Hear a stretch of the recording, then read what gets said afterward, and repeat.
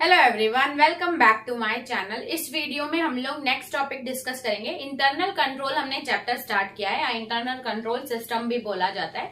Last की video में हमने इंटरनल ऑडिट पढ़ा था, इस वीडियो में हम इंटरनल चेक पढ़ेंगे। ऑलमोस्ट सिमिलर ही है, थोड़े बहुत डिफरेंसेस हैं, लेकिन एग्जाम में क्वेश्चन इंटरनल ऑडिट और इंटरनल चेक दोनों से पूछा जाता है। तो चलिए स्टार्ट करते हैं। नाम से सबसे पहले समझते हैं इंटरनल चेक का मतलब क्या होता है कि इसमें जो स्टाफ रहते हैं वो लोग आपस में एक दूसरे के काम को चेक करते हैं। क्रॉस चेक करना होता क्या है, कभी कभी माइनर गलती हो जाती है। अगर हम कुछ काम करते हैं तो जो हमारा साथ में जो काम करते हैं वो हमारे काम को एक बार क्रॉस चेक करते हैं, उसको बोला जाता है इंटरनल चेक। ये ऑर्गेनाइजेशन के अंदर ही होता है। तो अब चलिए इसके बारे में डिटेल में पढ़ते हैं। देखा है, internal check is an arrangement of staff. इसमें इंटरनल चेक है, इसमें ऐसा स्टाफ की ड्यूटीज का अरेंजमेंट, उसके बाद 1 person allowed to carry through out end. इसमें क्या बोला जा रहा है कि एक पर्सन ही नहीं है जो सारा काम करेगा, ऐसा नहीं है। इसमें एक पर्सन जो काम करेगा उसका काम चेक भी करेगा, उसके बाद to carry through and to record every aspect of transaction. इसमें एक पर्सन के हिस्से सब नहीं है। So that without collision between 2 or more person, fraud is prevented। अगर दो लोग आपस में मिलकर काम करेंगे तो इसमें हम फ्रॉड को प्रिवेंट कर सकते हैं। At the same time error, गलती रहेगी, उसको हम रिड्यूस कर सकते हैं। क्या है, अगर एक क्लर्क कोई काम कर रहा है और दूसरा उसके काम को क्रॉस चेक कर रहा है तो एरर हम मिनिमाइज कर सकते हैं।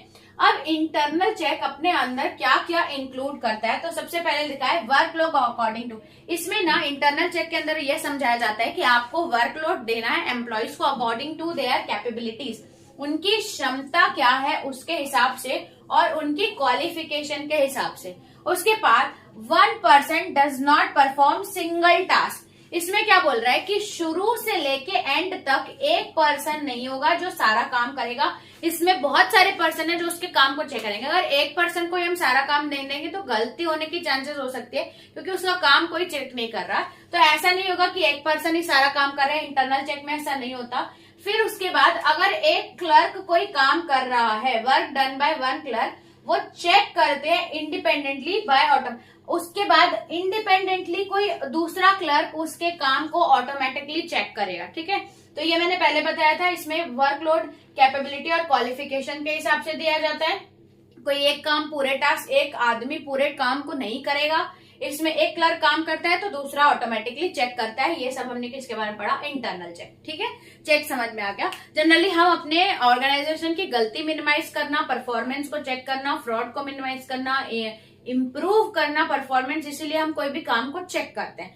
तो अब नेक्स्ट आपका क्वेश्चन पूछ सकता है objectives of internal check. Internal check के ऑब्जेक्टिव्स क्या हैं, हम क्यों एक्चुअल में इंटरनल चेक करते हैं। तो सबसे पहला और सबसे आसान याद करने में कि हम जब इंटरनल चेक करते हैं तो हम मिनिमाइज करते हैं, एरर और फ्रॉड्स कम हो सकते हैं, और कभी कभी हम गलती डिटेक्ट भी कर लेते हैं। मिनिमाइज मतलब कम करना, डिटेक्ट मतलब जानना।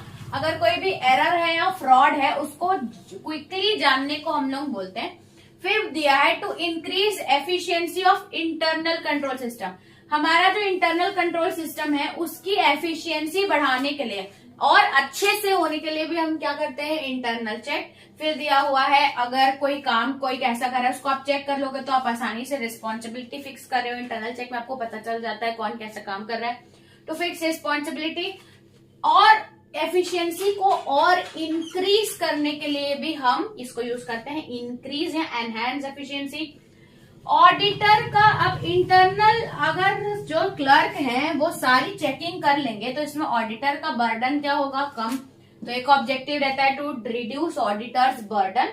फिर रहता है कि हमारा जब इंटरनल चेक अगर बराबर हो रहा है तो लास्ट में ऑडिट करने में कोई गलती नहीं आएगी, यानी कि बोल सकते हैं कि अर्ली प्रिपरेशन ऑफ अकाउंट्स में भी ये मदद करता है। तो ये कुछ ऑब्जेक्टिव्स ऑफ इंटरनल चेक है। तो इस वीडियो में हमने पढ़ा about objectives of internal check.